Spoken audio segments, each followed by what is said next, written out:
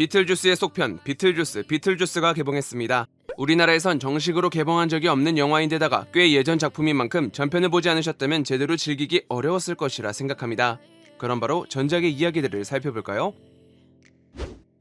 영화의 오프닝, 마을 전경을 비추며 언덕 위에 세워진 집으로 향합니다. 이는 실제 마을이 아닌 모형으로 구현된 것인데요. 1편에서 메이틀랜드 부부, 그중 남편 아담의 취미였던 마을 조형에서 가져온 것입니다. 오프닝 장면 역시 그대로 이어져 시리즈의 귀환을 알렸습니다.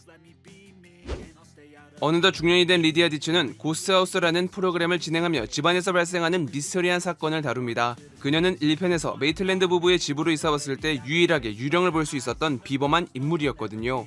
부모와의 갈등으로 아웃사이더 기질을 보였었으니 어느새 시간이 흘러 자신과 비슷한 딸을 마주하는 모습은 새삼 감회가 새로워집니다.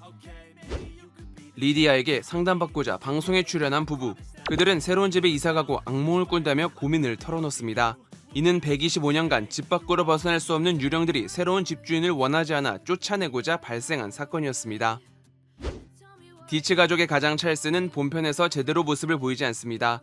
이는 그 역할을 맡은 배우 제프리 존스가 미성년자 누드 촬영 사건을 일으켰기 때문입니다. 역할로서 존재는 인정하나 대우가 박했던 까닭은 이 이유가 있었던 것이죠.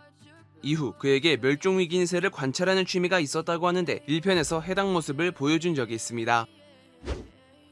할머니 딜리아는 예술계의 거장이 되어 유명세를 날리고 있습니다. 다만 그 예술적 취향이 독특해서 다른 예술가와도 협업이 어려울 정도였는데 앞서 1편에서도 고약한 예술 감각을 보여준 적이 있었거든요. 손녀가 다니는 학교에 같은 모양의 조각품이 놓여져 있었던 것과 아트센터 건물을 세운 것을 통해 그 영향력을 알 수 있는데 이 역시 대중적인 예술상을 받았던 결말에서 그 이유를 찾을 수 있겠습니다. 조각난 몸을 끼워 맞추고 영혼을 빨아들이며 비틀주스를 찾아다니는 미지의 유령. 사건이 진행되며 이 인물이 과거 비틀주스와 혼인한 적이 있던 델로레스라는 것이 밝혀집니다. 앞서 리디아와의 결혼을 한답시고 반지를 찾는 순간이 있었는데 이때 손가락에서 반지를 빼는 모습을 다룬 적이 있죠. 자신이 과거에 결혼한 적이 있었다는 묘사와 함께 결혼 생활이 몹시 불만족스러웠다는 것을 알려줬으니 델로레스가 몸을 조립할 때 반지를 뺀 손가락을 가장 나중에 맞춰 끼우는 디테일을 확인할 수 있습니다. 전부인 델로레스와의 첫 만남이 있었던 순간은 큰 전염병이 돌았던 때로 작중에서도 600년 전의 인물임을 언급하니 이는 중세시대 유럽에서 발생했던 흑사병을 말합니다. 1편에서도 이 내용이 다뤄졌고요. 찰스의 장례식에 참여하고 이후 리치 가문의 저택을 처분하러 온 제인의 딸 제인. 1편에서 저택을 팔려는 부동산 중개인 제인과 같은 포지션으로 Don't send people photos of our house. 그녀의 딸이었던 제인도 어느덧 가업을 물려받았음을 알려줍니다. 엄마 리디아의 갈등으로 자전거를 타고 마을로 향하는 아스트리드. 이때 붉은 건물로 덮여있는 다리를 오랫동안 비추는데 해당 다리는 메이틀랜드 부부가 불의의 사고로 목숨을 잃었던 곳이었습니다. 오랜 시간이 흐른 만큼 사고 현장은 말끔히 수습되어 있다는 걸 알 수 있죠.